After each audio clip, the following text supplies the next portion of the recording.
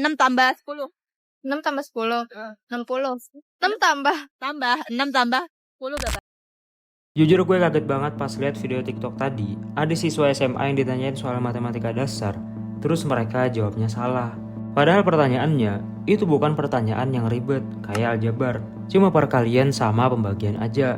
Nah, hal ini tentunya nggak lucu, malah sangat miris. Dimana matematika dasar kali bagi tambah yang harusnya sudah bisa dipahami di bangku SD dan harapannya sudah bisa di luar kepala ketika SMA, tapi realitanya berkata lain. Realitanya malah sebaliknya. Dan ternyata bukan hanya matematika dasar yang kurang dipahami, tapi juga pengetahuan dasar lainnya juga ikut anjlok di beberapa remaja lain. Nah, fenomena seperti ini jelas memunculkan pertanyaan.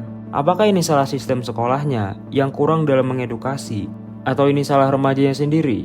Nah, jadi itulah yang akan kita bahas di video kita kali ini. So, selamat datang di segmen Malafakta. Ayo kita bahas faktanya.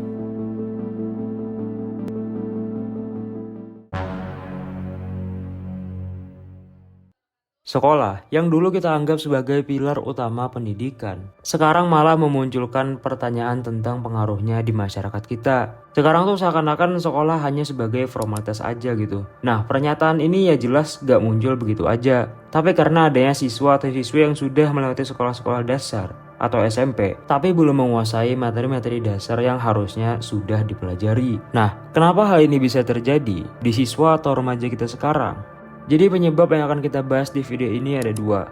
Yang pertama, jelas ada sangkut pautnya dengan sistem pendidikan kita. Sistem pendidikan kita, sebagaimana yang kita ketahui, itu ingin mengadopsi sistem pendidikan Finlandia yang memang dikenal negara yang maju dalam pendidikannya. Tapi, kenyataannya kita tidak bisa asal adopsi sistem pendidikan negara yang maju.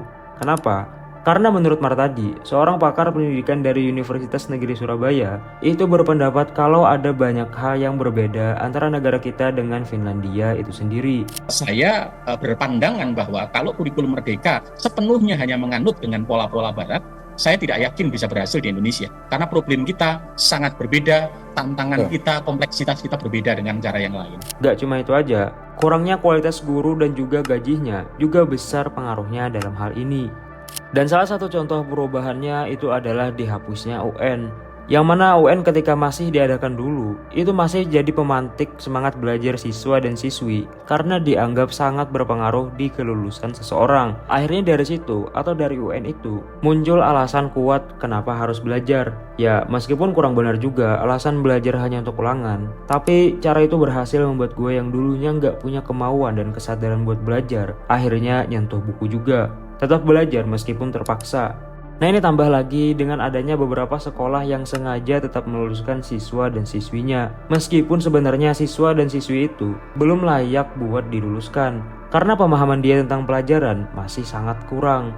Nah, jadi sebab itulah yang besar kaitannya dengan kemunculan fenomena yang terjadi sekarang. Gak paham dan gak bisa materi dasar, tapi tetap ada di bangku kelas SMA.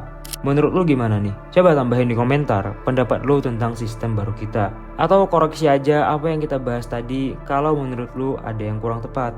Terus sebab kedua yang besar kaitannya dengan fenomena ini, itu adalah distraksi digital. Nah, menurut gue tantangan remaja Indonesia sekarang gak hanya di sistem sekolahnya sendiri, tapi juga distraksi digital ini atau gangguan digital. Distraksi digital ini membuat kualitas belajar kita jadi menurun. Ada data menunjukkan kalau 65% pelajar itu terganggu oleh pengguna perangkat digital. Nah, kan Indonesia ini salah satu negara pengguna medsos terbesar.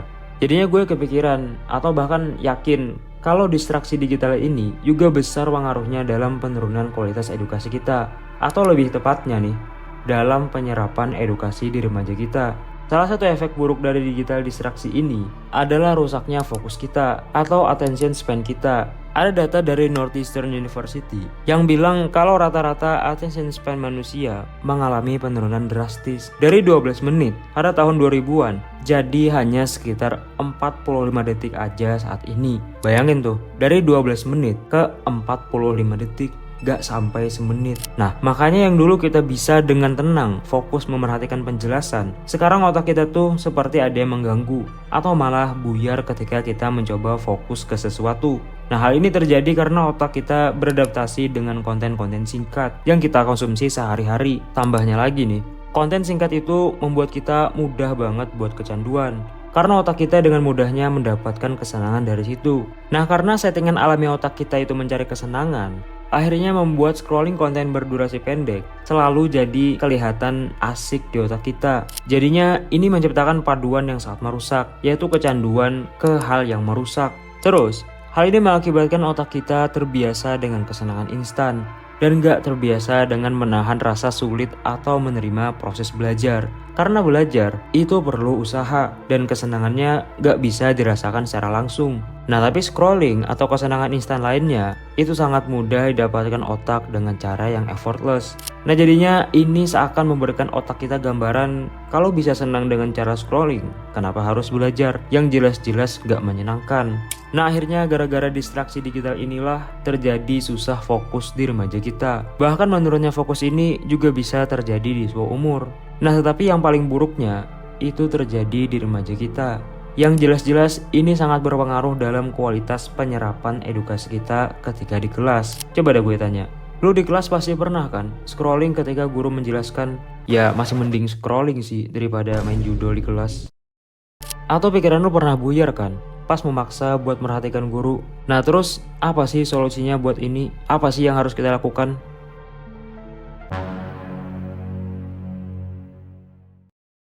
Menurut gue ada dua hal yang bisa membuat kualitas remaja dan pendidikan kita jadi lebih baik lagi. Yang pertama, tentu dari pemerintah untuk segera membenahi dan mengatasi masalah ini, supaya remaja kita nantinya bisa sesuai dengan harapan kita, yaitu Indonesia diisi dengan generasi emasnya atau Indonesia Emas 2045. Dan gue yakin pemerintah sekarang lagi mikirin kok soal hal ini. Nah, solusi yang kedua itu adalah dari kesadaran kita sendiri. Gue yakin lo yang ngeklik video ini, yang masih nonton sampai sekarang, punya kepedulian besar di pendidikan ini.